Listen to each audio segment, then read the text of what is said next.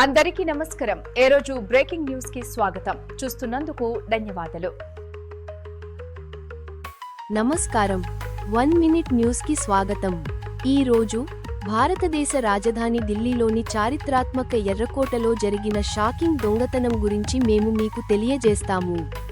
దాస్లక్షన్ మహాపర్వ్ అనే 10 రోజుల జైన మత కార్యక్రమం ఆగస్టు 15వ తేదీన పార్క్ ప్రాంగణంలో జరుగుతున్నప్పుడు ఈ సంఘటన జరిగింది.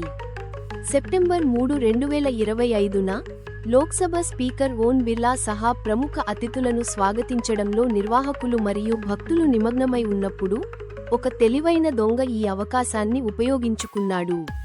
దొంగ జైన పూజారి వేషంలో గుంపులో కలిసిపోయాడు.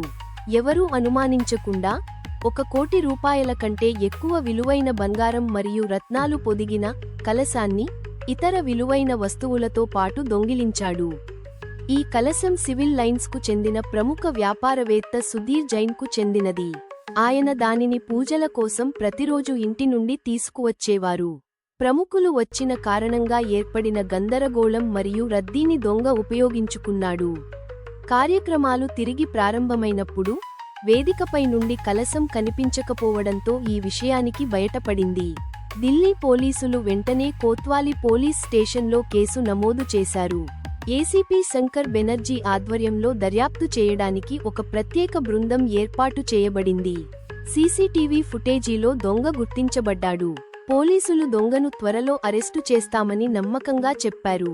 జాతీయ ప్రాముఖ్యత కలిగిన ఒక ప్రదేశంలో జరిగిన ఈ ధైర్యమైన నేరం ఎర్రకోట మరియు ఇతర ఉన్నత భద్రతా స్థానాల వద్ద భద్రతా నియమావళిపై తీవ్రమైన ప్రశ్నలను లేవనెత్తింది.